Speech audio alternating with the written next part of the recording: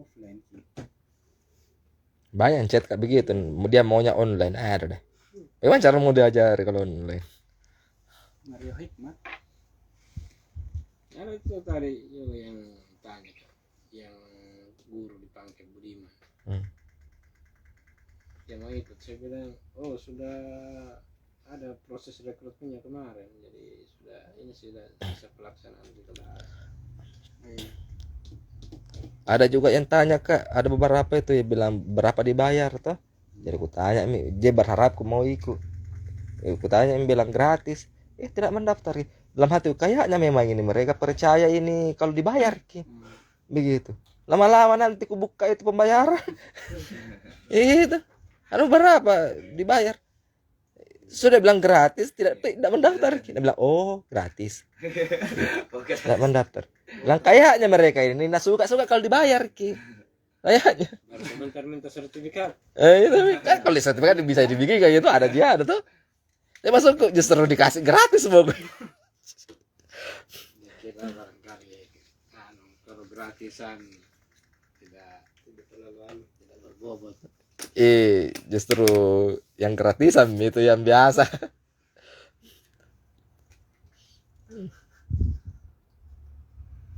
Berapa orang yang finish masuk di PKI ini? Iman sama istrinya di mana? Siapa? Ada 2 orang. Kita mulai bisa aja karena jam 4. Iya. Manin Sudah kripto lagi. Rini, siapa Rini juga. Rini juga. Kayak orang begitu bilang. 6 orang Kak sebenarnya. Ada dibilang ada itu. Dari Rini, Ahmad, Iman itu yang mana? Belum pidana. Oh itu yang datang di Isna ini. Belum juga. Berarti Anjasmara. Maulana di. Oh berarti hanya 2 yang datang di Ipang sama Manu. Yang ikut kemarin pendaftaran. Di sini yang lain belum hadir. Oh, berarti kita belum masuk di grup. Sudah nggak? Sudah nih. Musli. Musli. Oh ini. Ada 3 orang yang belum datang.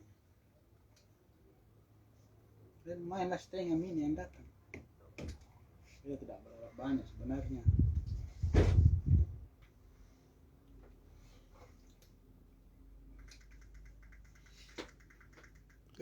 Mulai secara langsung nih kalau literasi ini. Baik, bismillahirrahmanirrahim. Assalamualaikum warahmatullahi wabarakatuh. Waalaikumsalam. Alhamdulillah rabbil alamin. Wassalatu wassalamu ala asyrofil anbiya'i wal mursalin. Nahmaduhu wa nasta'inuhu wa nastaghfiruh. Kepada Allah kita bersyukur, kepada Nabi Muhammad sallallahu alaihi wasallam. Baik, teman-teman sekalian, pada sore hari ini merupakan pertemuan pertama dari kelas menulis Paradigma Institute. Kalau saya lebih senang menyebutnya sebagai kelas menulis skala literasi. Di pertemuan kali ini kita akan mendengarkan semacam pencerahan atau stadium general lah yang akan dibawakan oleh Kasulhan dengan topik demikianlah esai sebagai kawan lama yang bercerita. Tapi sebelum itu izinkan saya memperkenalkan diri. Nama saya Ahmad Fajri Saidallah, sering dipanggil Ahmad atau Fajri. Saya mahasiswa Universitas Hasanuddin, Prodi Sastra Asia Barat. Mungkin lebih bagus kalau saya persilahkan juga teman-teman untuk memperkenalkan diri. Mungkin ini dari kita. Saya Muslim Husain, mahasiswa Teknologi Pertanian Hasanuddin, angkatan 2018. Saya Irfan, mahasiswa alumni UNM angkatan 2014. Ya, saya Muhammad Maulana, mahasiswa sastra Asia Barat bersama dengan Pak Moderator Hmm. satu kelas satu jurusan. Ini sempat dilupakan ya.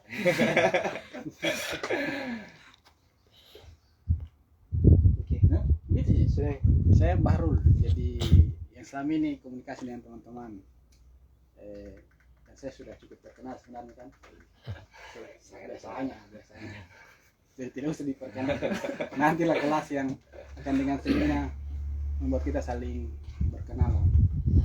Kali ini Muhajir, tidak usah diperkenalkan. Yang ambil video.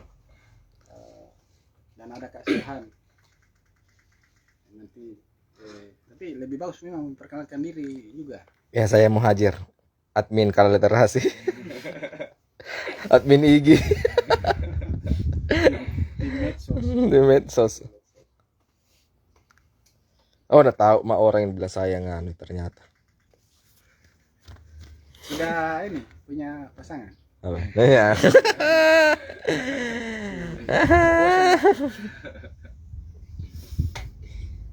Iya, mungkin itu langsung saja saya serahkan kepada Kak Sulhan. Al-an falyatafaddal mashkur. Wah, luar biasa bernyanyi di kelas lah. Karena Iya. ada sastra Asia Barat Itulah. yang tafadhal. Jadi harus ada hadis-hadis juga sebentar. Karya-karya sastra Arab. Iya. Assalamualaikum warahmatullahi wabarakatuh. Waalaikumsalam. Alhamdulillahirrahmanirrahim. Wassalatu wassalamu ala asyrofil anbiya'i wal mursalin wa ala alihi washabihi ajma'in. La ilaha illallah, sallallahu Muhammadan abduhu wa rasuluh. Allahumma salli ala Muhammadin wa ala alihi thayyibin tahirin. Teman-teman semua, tadi sudah kita saling berkenalan ya. Jadi mungkin juga saya sekadar mengenalkan diri ya. Ya, karena ada sedikit banyak yang baru ketemu ya. Ya Sulhan Yusuf ya. Ya di sini alamat saya, dan kalau di Kala Literasi masih saya yang pemimpin redaksi ya. Iya. Soalnya kita sejak awal tidak pernah ada rapat khusus untuk mencongkel ya. Mencongkel Kekuasaan. Ada juga lagan pemberontakan pemerintah itu. Dan saya juga tidak pernah merasa diusik, jadi tenang-tenang saja gitu. Jadi ya markasnya paradigma ya di sini lah, kelas kita. Jadi biasa kadang-kadang kita mungkin ada online-nya kadang-kadang, atau mungkin kadang-kadang juga kita di lapangan ya. Iya. Kemarin-kemarin begitu. Tapi biasanya kita lebih banyak di markas inilah, tempat kita melangsungkan kelas. Nah, pada kesempatan kali ini anggaplah semacam di stadium general ya. Kalau di kampus itu kan kuliah umum terkait dengan apa yang kita mau lakukan ke depan. Mungkin saya memulai dulu dari aspek-aspek penyelenggara ya. Jadi kelas kita ini kan diselenggarakan oleh Paradigma Institute dengan tajuk kelas literasi Paradigma Institute, biasa disingkat KLPI. Kelas ini tugas utamanya itu memang diharapkan lahir penulis. Jadi tidak ada target lain. Memang hanya diharapkan menjadi penulis atau bisa menulis. Jadi tidak diarahkan untuk menjadi ustaz, penceramah, yang balik, penyanyi, apa enggak. Hanya satu, penulis. Dan lebih spesifik lagi, menulis esai. Dulu semua kita rambah, tapi belakangan ini kita fokus ke menulis esai. Jadi sering kemarin itu sebelum kita ada pembatasan peserta biasa full. Biasa itu direncanakan di sini, akhirnya dipindahkan ke ruang depan karena banyak sekali yang datang antusias. Dan saya selalu menyatakan dari awal bahwa kami tidak mengurus Anda yang banyak ini, itu juga yang sedikit ini, dalam pengertian mengurus soal-soal pribadi, soal-soal misalnya peningkatan iman. Nah, kan kemarin-kemarin kadang-kadang juga ada yang menganggap bahwa kita ini dia berharap lebih dari sekedar menulis, misalnya ada semakin meningkat imannya, makin religius. Sehingga kadang-kadang ada yang pernah bercita-cita mau minta menghentikan kelas karena ada yang sholat, ada yang ini. Tapi saya bilang di kelas ini sangat liberal. Kelas kita ini tidak mengurusi soal-soal individu dalam kaitannya dengan urusan Anda dengan Tuhan, karena di sini kita tidak mengurusi itu. Mau Anda beriman, tidak beriman, apa ini, karena kita yang mau diurus ini adalah kemampuan menulis. Jadi kalau sebentar ada yang mau sholat, saja, izin saja, gini, ada tempat air wudhu di belakang, sholat di toko bisa, ada sejadah di atau di kamar sini, kalau mana-mana ada yang disuka. Karena pernah ada satu kejadian, ada yang tiba-tiba interupsi, minta jeda karena kita mau sholat berjamaah. Saya bilang, waduh, ini kelas lagi berlangsung, jadi saya bilang kita mencegah, karena kita tidak semua sama di dalam pemahaman itu. Saya tetap menghargai kebebasan individual dalam beragama lah, menghayati keagamaan itu. Jadi ada tuh yang bilang, pernah bisi-bisi sambil saya dengar yang kemarin-kemarin, jangan-jangan para pemandunya tidak sholat. Saya bilang, ya urusanmu lah, urusanmu uruslah, jangan ke urus pemandu atau ke mentor yang kelihatan tidak sholat, ya kan? Nah itu, karena sekali lagi setiap orang di sini tidak mengurusi itu, jadi kita fokus saja. Tentu juga tidak ada fasilitas yang mewah di sini. Kenapa begitu? Itu tidak ada hubungannya dengan gratisnya.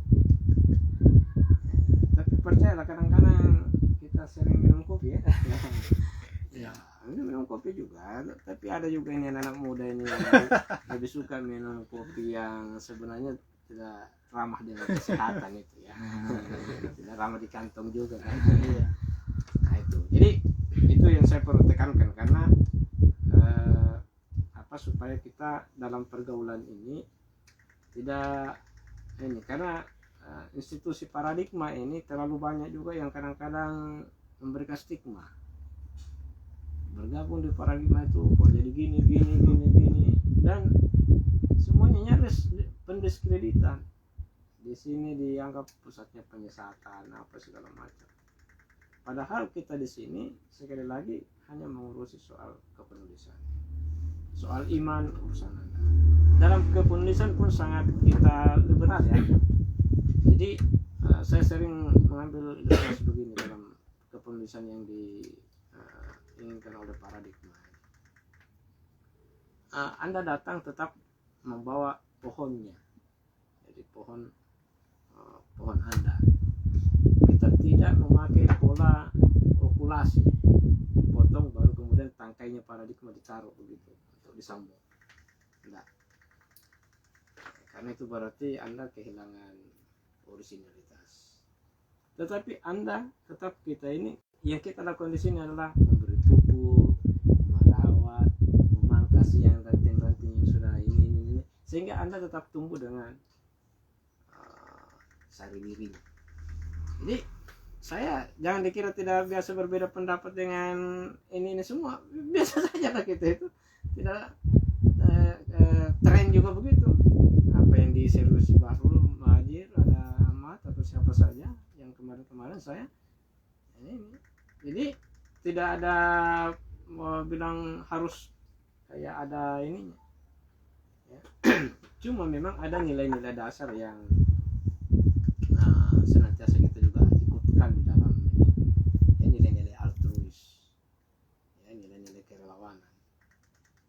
Jadi kelas kita ini juga di samping keterampilan menulis yang ditumbuhkan juga karena nilai-nilai. Jadi tidak ada tata tertib, tidak ada tata tertib, tetapi interaksi kita lah yang membuat kita kemudian ada transfer nilai-nilai. Satu nilai utamanya itu altruisme.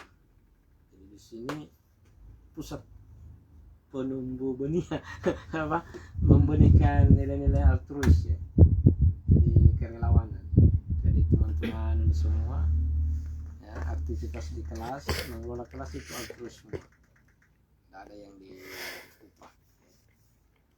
Sehingga kami tidak punya alasan untuk berdemo di hari buruh karena kita tidak ada yang buruh di sini kan ya, gitu. Kemudian di yang mengelola kala literasi pun juga arah altruis, jadi tidak ada makanya di kala literasi sampai saat ini kita tidak menerima iklan karena siapa sih yang untuk apa iklan kan. Nah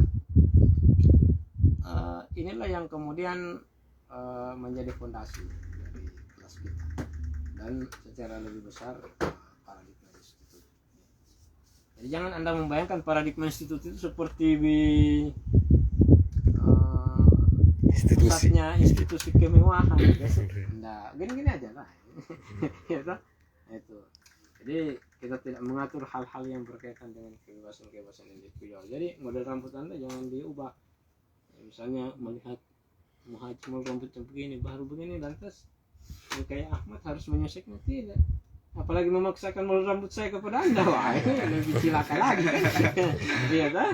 Tapi ukuran-ukurannya ada yang agak seperti saya, ada yang agak lebih tebal sedikit, lebih tebal lagi dan lebih panjang kan, kira-kira begitu. Itu semuanya terwakili ya. Jadi tidak ada ini ya, teman-teman semua. Nah jadi kita di kelas ini egalitarian, sangat egalitarian. Jadi tidak ada senior junior yang kita menganggap itu eksploitatif. Jadi di sini kakak adik lah ya. Ya kalau kakak itu kan menyayangi adiknya dan si adik yang menghargai kakaknya. Makanya pusing juga orang-orang kali kalau mungkin di tempat lain itu kadang-kadang ada yang sangat ini, kalau di sini sangat egalitarian dalam bercakap, dalam Anda bisa lihat ini kan dari sisi usia berapa ya? 22 baru 24. Yang kau ini kan Hampir 31. 34. 34 nah, aja 20 31. 31 jadi 22 31 34 saya 55, tapi kan saya masih seperti 25 kan. Nah, jadi jangan terlalu ini, kita cair lah ya, cair dalam ini. Sama juga kita itu banyak guyon, tapi guyon yang agak intelek lah ya. Canda-candanya itu canda-canda ini ada ya latar filosofisnya lah kira-kira begitu. Karena saya tidak ingin beberapa tempat itu kehilangan selera humor. Iya, banyak tempat itu kita masuk ke situ, tiba-tiba kita punya selera humor hilang. Kalau di sini, kalau mau ketawa karena ada yang jok-jok yang lucu, lepas saja karena ini jangan ditahan kan kira-kira begitu. Nah itu, jadi teman-teman semua ya. Nah, itu soal-soal yang berkaitan dengan kelembagaan kita di sini. Jadi tidak ada resmi begitu. Jadi, sementara ada enggak kartu anggota paradigma? Enggak ada lah. Cukuplah kartu penduduk membuat kita susah. Jangan lagi tambah-tambah birokrasi di negeri ini kan. Jadi kita alami saja ya. Kita tumbuh bersama ya. Nah, jadi itu aspek-aspek yang berkaitan dengan kultur di kelas dan lebih lagi di paradigma. Nah kemudian Soal yang berkaitan dengan hajatan kita yang secara praktis kita sebut kelas menulis.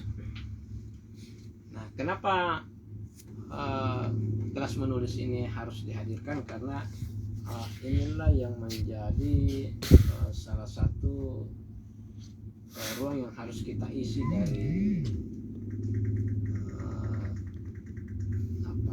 kurang eloknya tradisi literasi di negeri ini atau belum memadainya.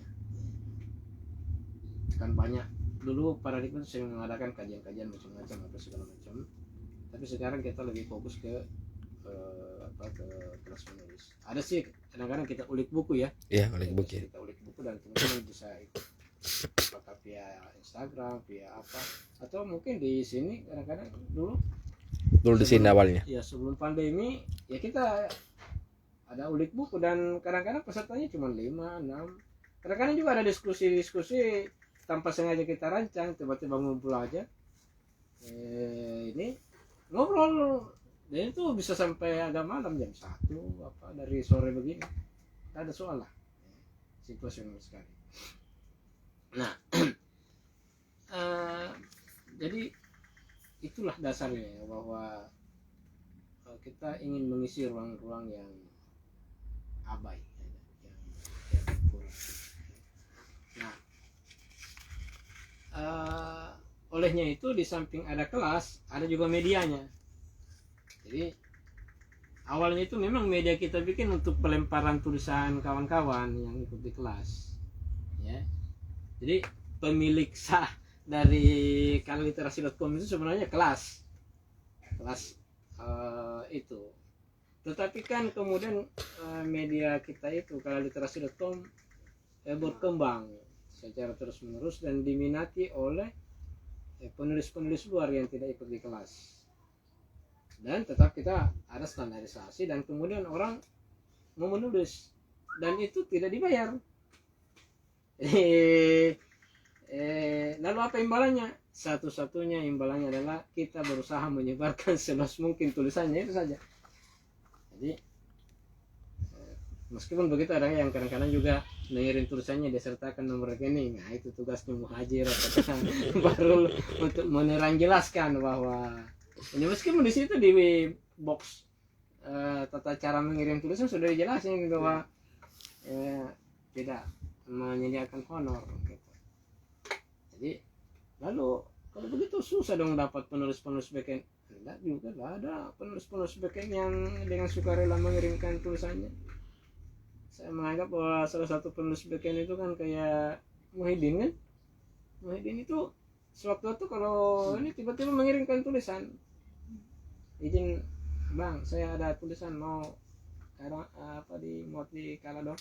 Nah, ya.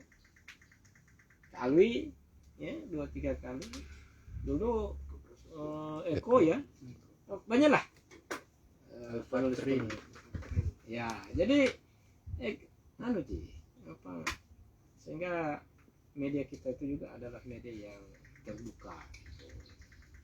Nah, kita berharap bahwa teman-teman yang ikut di kelas sering dengan bertumbuhnya kemampuan menulis diharap untuk mengisi kalah.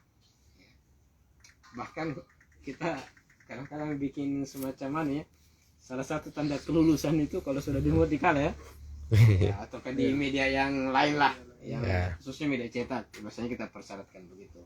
Tapi kalau sudah dimuat di kala itu lulus itu juga gitu. Kira-kira gitu.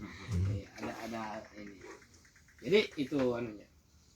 Nah, kemudian kenapa esai yang kita ini?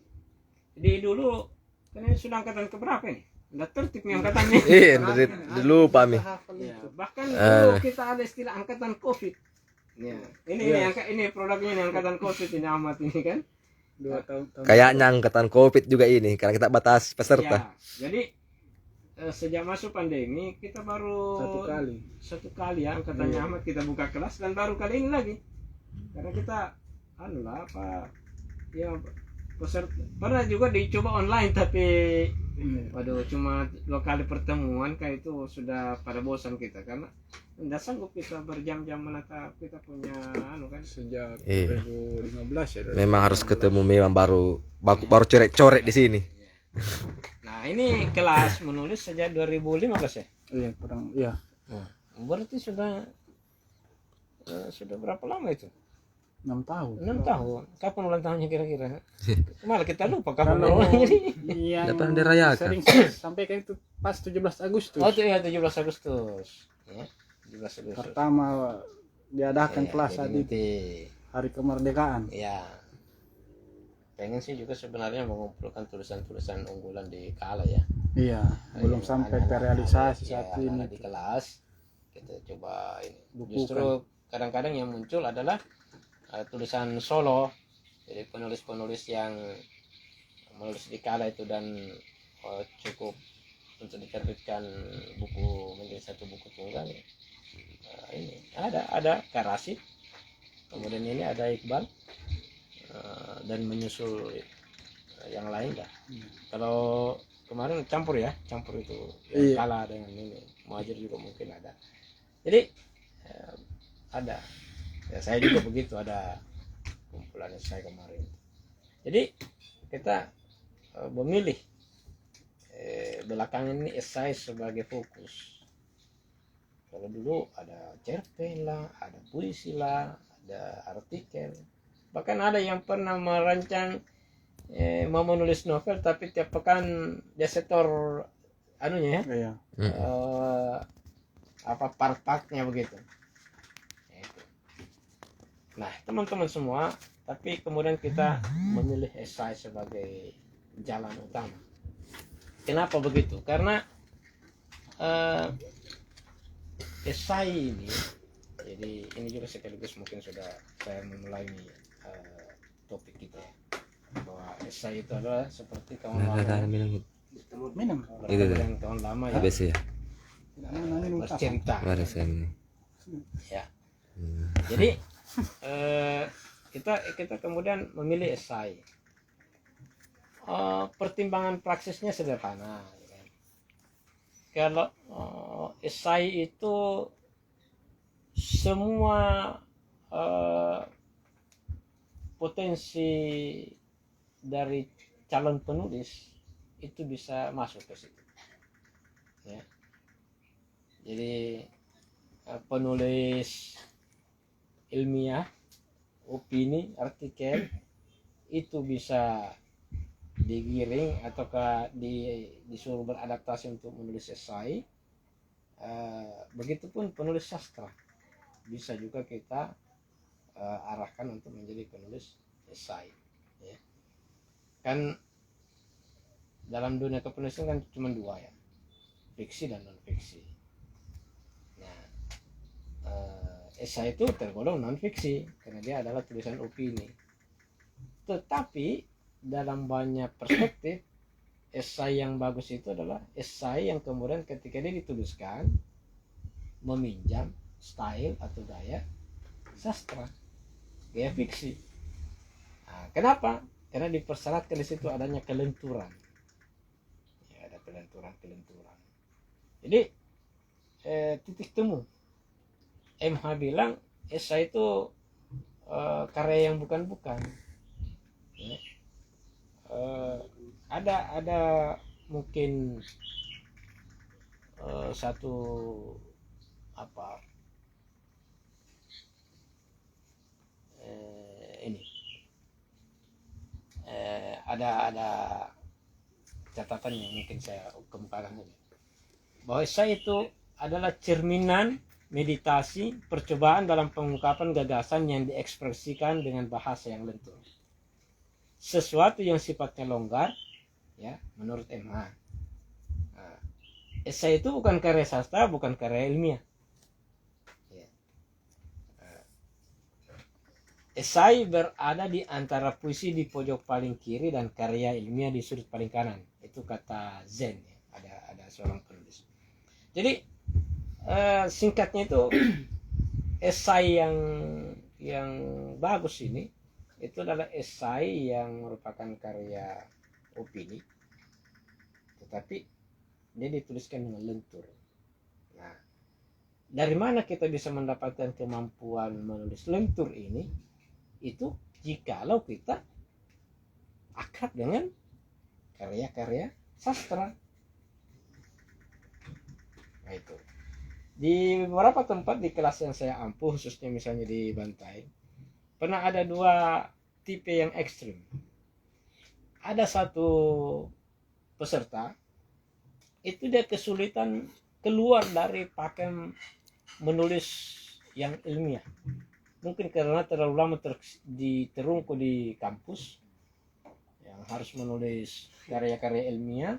Kemudian ketika dia jadi guru ditindas lagi oleh karya-karya penelitian tindakan kelas yang serba ini kan.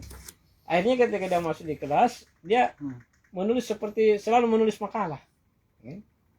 Ya, atau artikel. Akhirnya kita ajak dia untuk kemudian menulis esai, sehingga kita kemudian berikan tips, perbanyaklah karya-karya sastra yang dibaca. Wah, dia genjot dirinya untuk membaca. Akhirnya belakangan sampai di finish pertemuan terakhir, dia mulai diksinya itu sudah ini, dan dia mulai jatuh cinta. Jadi awalnya dia menganggap bahwa karya sastra itu adalah cerita kosong, ya. Dia cerita aja itu kalau ini tidak sayang hayalan katanya kan. Ya. Nah, tapi kemudian setelah menikmati karya sastra, dia mengubah perspektif. Nah, ada juga sebaliknya, kawan yang terlalu prosais, terlalu sastra banget dalam kepenulisan, dia kesulitan menulis hal-hal yang berbau opini. Nah, sehingga saya sarankan supaya dia membaca karya-karya ilmiah atau buku-buku yang nyaris teks, ya, pemikiran-pemikiran. Akhirnya dia mulai juga merasakan nikmatnya sumber-sumber pengetahuan yang baku. Sehingga harus diyakini bahwa esai itu tetap sebagai karya opini. Itu. Jadi yang modal utama seorang esai itu adalah apa opinimu. Jadi apa opini dari setiap persoalan yang disorot. Nah, opini kita ini itu bisa opini kita didukung oleh pendapat para ahli, atau pendapat para ahli itu yang kita setujui, itu kan opini kita itu. Nah, diungkapkan dengan bahasa yang lentur sehingga enak dibaca. Dalam banyak kasus, karena kelenturannya inilah, beberapa esai itu kadang-kadang malah sudah seperti cerpen dia punya esai ya. Iya. Sudah saya ada beberapa esai kemarin itu, setelah saya perhadapkan kepada seorang dosen bahasa Indonesia di perguruan tinggi ya.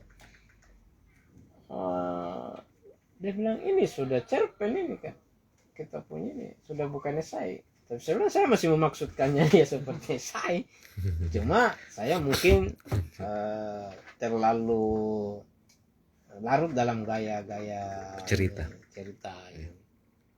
itu. Tapi kadang-kadang ya itu, kadang-kadang kalau esainya Muhajir, Bahrul biasanya kan dia kan intelektual kan, jadi kadang-kadang bobot anunya tetap lentur, tetapi dia jarang bercerita. Dia jarang bercerita. Dia suka dengan mengeksplorasi ini. Tapi itu semua adalah esai. Itu. Dan jadi intinya adalah karena dia bukan karya sastra, tetapi dia adalah opini. Cuma itu tadi, supaya kita lentur dalam menulis, kita harus meminjam gaya sastra. Nah, sastra di sini bisa puisi, cerpen, novel. Ya, bukan cerpen saja, cerita. Ya. Jadi kalau ada esai yang sangat puitik dalam penempatan diksinya, ya kayak Gunawan Muhammad ya. Iya. Iya. Ataukah kayak Mahbub Junaidi, ya, esai kondang zaman lampau ya. Sekarang yang banyak diminati kalau tidak salah Anugerah siapa ya? Ada penulis Gimana Kak? yang saat ini sekarang ini yang katanya banyak di ini. Dia Anugerah siapa ya? Dia Dan dia cerpenis dia itu. Iya, tapi ada juga tulisannya di yang sastra. Iya dia Ya. sekali ya Kalis Puisi, Mardiasi. Ya kali Iya. yang kayak itu yang mojok-mojok itu. Mojok gitu ya. Ya, jadi terserah lah mana yang ini. Kalau saya sih ya mungkin karena orang lama ya. Iya. Sudah tidak muda lagi sehingga kesulitan merambah ke anak-anak milenial dalam pengertian gaya berbahasanya ya. Saya agak sulit lo gue kan gitu. Ya. Kayak tapi tidak seketat antum ya kan ya, tidak seketat begitu juga sih. Saya lebih suka kata ente kan, ya ente bukan anta ya kan beda ya, meskipun sama maksudnya ente dengan anta kan. Kalau anta lebih ke asa barat ya, anta ya, ente gitu ya. Itu jadi nah inilah yang akan kita coba dorong. Nah persoalan seperti apa model-model esai teman-teman, itu sekali lagi Anda akan bertumbuh dengan dirinya sendiri. Ada sih buku penuntun kayak ini buku kitab kuningnya ini kitab kuningnya esai ini Gusmo ya. Halo Gusmo ya. Orang dia nonton ya. Biasa kalau dia ke Makassar itu mampir di sini. Bahkan beberapa 2 kali kelas menulis ditempatkan di sini. Ada sesi di sini. Nah, jadi pada dasarnya sebenarnya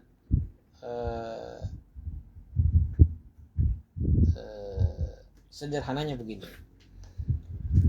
Kalau karya opini murni ya, dia adalah subjektivitas apa ya, objek yang dominan. iya subjektivitas kita itu yang diobjektifikasi ya. Kalau karya sastra ya, objek yang disubjektifikasi kira-kira begitu ya. Itu di Ignas Gladden itu dalam 10 pertanyaan 9 kalau tidak salah untuk sastra Indonesia. Sastra Indonesia dalam 6 pertanyaan.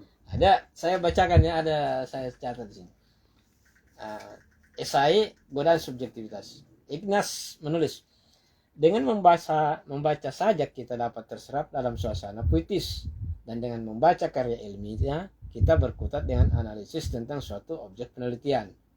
Dalam 2 kegiatan itu sang penyair dan sang ilmuwan menjadi tidak penting karena yang pokok adalah karyanya. Membaca esai sebaliknya cenderung membuat kita teringat pada penulisnya karena gerak-gerik, mimik, dan gestikulasi. Demikian pun kegembiraan dan rasa jengkel akan muncul dalam kalimat-kalimatnya. Membaca tulisan ilmiah dan membaca sajak pada dasarnya berarti menghadapi teks. Sedangkan membaca esai adalah menghadapi teks sekaligus juga berhadapan dengan penulisnya. Ilmu mengubah subjektivitas menjadi objektivitas, puisi mengubah objektivitas menjadi subjektivitas. Tetapi esai menghormati kedua-duanya. menghadapi objektivitas sambil mengubah subjektivitas. Gitu. Jadi ada catatan saya, nanti saya bagilah. Jadi kira-kira begitu. Kalau jadi di sini dulu itu bukunya dibelah pindam nih. nggak tahu, kadang-kadang mengembara ke sana kemari buku. Jadi dalam tuh juga berputar-putar. Gitu. Tapi ada satu esai yang saya sudah bikin yang sering saya share berulang-ulang itu. Esai tentang esai itu. Nanti saya di grup ya. Jadi jadi teman-teman semua, ini yang menjadi dasar kenapa kita mendorong esai, karena teman-teman kita ingin ada aktivitas baru di luar aktivitas kampus, misalnya karena mungkin mahasiswa ya, sehingga mungkin ada kopi mau masuk atau apa. Silakan tanya dulu. Sini. Saya ada misalnya. Tanya dulu, siapa tahu ada. Biasa. Di sini bukan kafe tapi karakter kafe ada. ada yang selalu menyiapkan kita, jadi ada pemain bayangan di belakang yang sebenarnya juga redaktur di kalaliterasi.com, tapi dia tidak terlalu suka gabung-gabung di sini, tapi dia mendukung kita. Nah, ini bentuk-bentuk dukungannya itu ya cangkir-cangkir dengan kopinya, dengan pengadanya. Jadi dia selalu menghitung berapa jumlah yang hadir. Tidak ada berhitung berapa gelas. Ya, harus objektif. Nanti dia kemudian membuat sesuatu yang subjektif. Ya, kira-kira gitu. Nah, jadi kira-kira teman-teman begitu ya. Nah, kemudian tentu karena saya diminta, tentu saya ingin menyisipkan pengalaman ya dalam menulis esai. Saya sendiri mencoba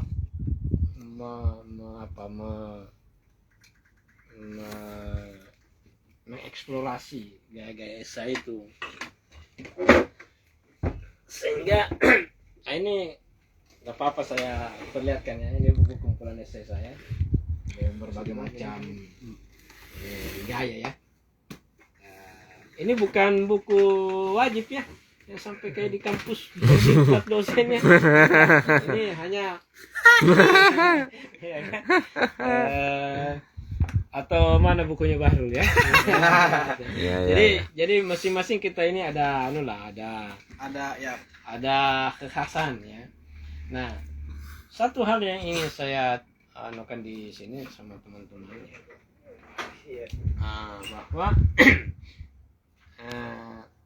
saya dalam banyak hal pola umumnya itu dalam menulis esai itu selalu bermain di antara dua lema ya, konteks dengan konten.